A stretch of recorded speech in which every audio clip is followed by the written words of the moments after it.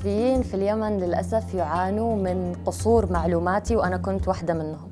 الصحفي لما ينزل الميدان ينزل عشان حاجة، ينزل عشان يغطي قصة، لكن للأسف اللي يحصل عندنا في اليمن إن الصحفي نفسه يكون هو القصة. فمهم جداً أن الصحفيين في هذه الفترة يكون عندهم معرفة كاملة ودقيقة بكيف أنا أحمي نفسي في مناطق النزاعات والحروب.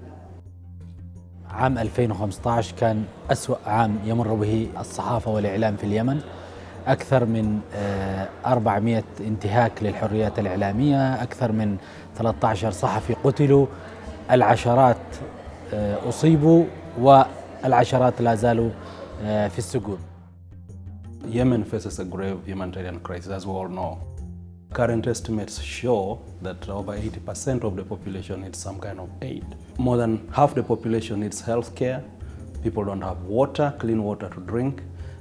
There's been massive destruction. In a situation like that, the media's role to inform the world about what is happening is the media's role to tell the people of Yemen how bad things are and to suggest to them solutions, how they can survive in this extreme hardship. UNESCO is the UN agency mandated with promoting freedom of expression and media development around the world. With the support of the Ministry of Foreign Affairs of Finland, we have decided to respond in two ways. First, addressing the humanitarian crisis. We've worked with BBC Media Action in training a group of Yemeni journalists on how to better report humanitarian information and how to address the information needs of Yemenis who are affected by the crisis. Lifeline programming is programming to help people who are affected by humanitarian crises. So it might be through radio, it might be through television, even through newspapers, through social media.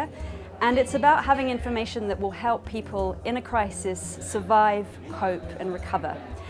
And it's very different from normal news coverage of a crisis, which tends to focus on what the problems are and explaining the situation.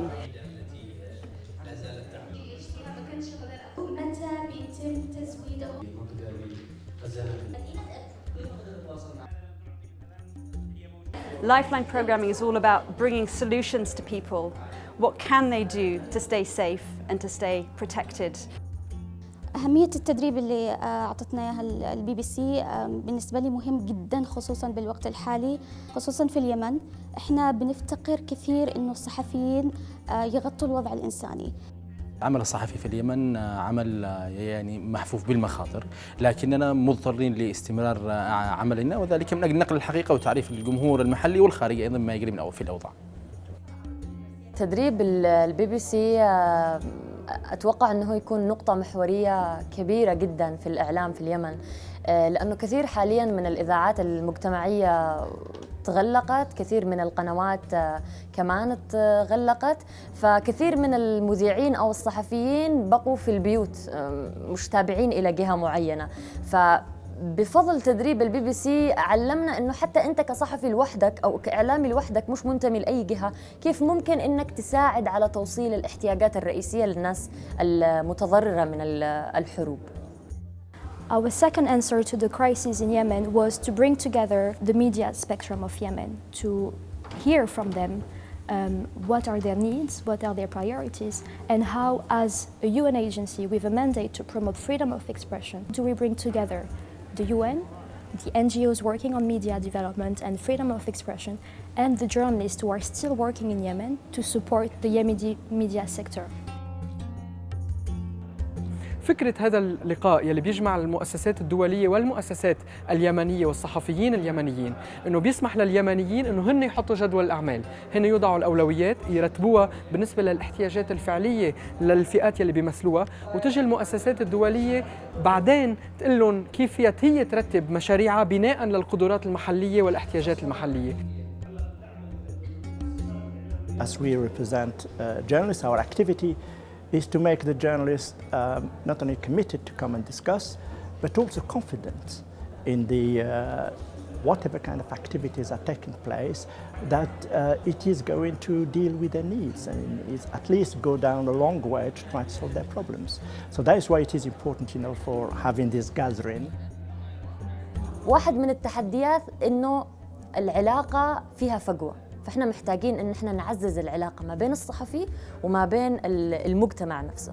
التحدي الثاني اللي هي العادات والتقاليد، فللأسف في قصور في مسألة وجود صحفيات يمنيات داخل اليمن، في صحفيات مبدعات خارج اليمن، لكن إحنا نحتاج إلى وجود صحفيات داخل البلد عشان يكون المعاناة اللي يعاني منها المجتمع سواء في طرف الذكور أو الإناث تصل بشكل أفضل إلى المجتمع العربي والمجتمع العالمي. At the end of the day, in order for them to go forward, they need to agree to certain things. And I think that is very important. The group that is here, and they come from different factions, or at least they are sympathizers to different factions, are united, in defending journalism and in defending each other. What we have come up so far with is to prioritize actions on 4 themes. The first one being safety. The second is on ethics and codes of conduct. The third one is about providing alternative platforms of communications for journalists to be able to continue to work despite the hardship. And the last one is how to support the journalist syndicate in Yemen on supporting the rest of the media landscape. نتمنى أن تنتهي المخاطر لنعود للعمل في بلدنا. أتمنى تكون في منصات إعلامية مستقلة بعيدة عن الحزبية والطائفية أو أي توجه سياسي. أتمنى أن تعود وسائل الإعلام اليمنية للعمل بعد فترة من الإجبار والإقصاء. أتمنى أن الإعلام يكون في الأول والأخير يركز على خدمة المواطن البسيط.